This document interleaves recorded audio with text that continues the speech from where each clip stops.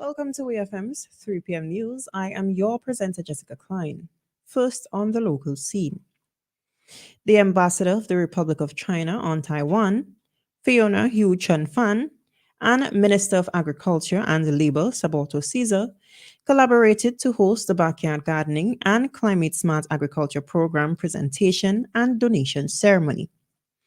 This event, held at the North Union Secondary School on the 27th of February 2024, was attended by government officials, over 400 students, Mr. Donawa Jackson from CADI, and Mr. St. Clair de Santos, the school's principal. Ambassador Fan highlighted the enduring 43-year friendship between Taiwan and St. Vincent and the Grenadines, with a focus on collaborative efforts in the agricultural sector. The ongoing project, Improving Vegetable Cultivation Management and Post-Harvest Handling Project, aims to introduce modern techniques to minimize agricultural losses. A key component of the program was the distribution of seed trays and packs to all participants. These seeds represent not only future harvests, but also a sustainable and prosperous future. Participants were encouraged to make the best of these seeds, regardless of their experience level in agriculture. Minister Sabato Caesar expressed appreciation for Taiwan's substantial contribution, stressing the importance of education in providing essential skills and creating promising career opportunities. UN Secretary General Antonio Guterres, speaking at the Argyle Airport in St. Vincent on Thursday evening, highlighted the economic challenges faced by many countries on the continent. He emphasized the need for reform within the international financial institutions. During the CELAC summit in St. Vincent, Guterres mentioned the devastating impact of COVID-19 globally. He noted that while developed nations, like those in the European Union, could print money to support their economies, Latin American and Caribbean countries, the majority of which could not do the same without risking their currencies, had to rely on borrowing to address post-COVID economic challenges. Guterres expressed concern over the overwhelming debt burden faced by many economies in the region due to the limitations of the current international financial structure. He pointed out that those middle-income countries prevalent in the region lack access to concessional funding and debt relief, exacerbating their economic struggles. In light of the situation compounded by global events such as the war in Ukraine, Guterres called for a reform of the international financial institutions. He advocated for a new Bretton Woods movement to create a more supportive international financial system capable of addressing the significant challenges faced by developing nations.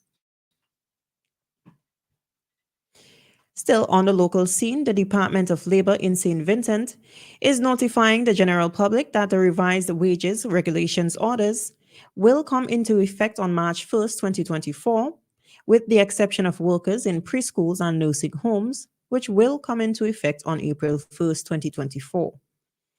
Persons are asked to note that printed copies will be available to purchase, $3 per regulation, at the Treasury Department from March 1st onwards.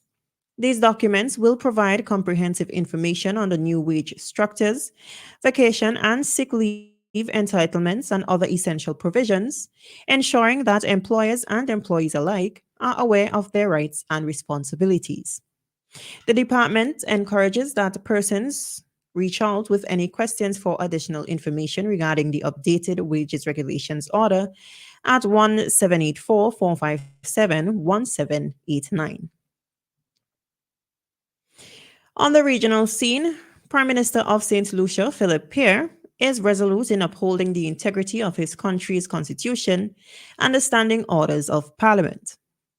The decision to amend Article 36 of the Constitution of St. Lucia was proven justified when Jeremiah Norbert resigned as Deputy Speaker of the House of Assembly on the 27th of February 2024. Norbert was previously accused by the United Workers' Party, UWP, of abusing his authority as Deputy Speaker of the House of Parliament when he prevented the leader of the opposition, from contributing to the February 13th sitting of Parliament. This amendment safeguards the Parliament from political manipulation, ensuring its uninterrupted functioning.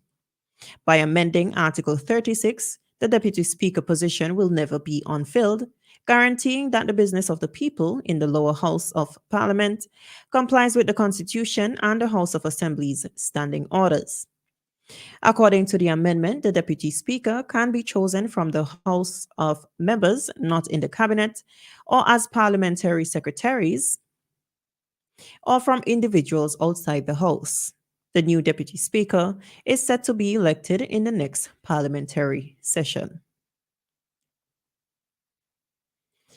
Minister Chad Blackman from the Ministry of Economic Affairs and Investment in Barbados is urging businesses that have not embraced digital operations to do so to remain competitive. This advice was given during his keynote speech at the United Nations Conference on Trade and Development's workshop themed Building Resilience Through South to South Cooperation and Targeted Policy Strategies at the Accra Beach Resort and Spa. Blackman emphasized that a digital platform enhances a country's competitiveness by facilitating quick and efficient transactions.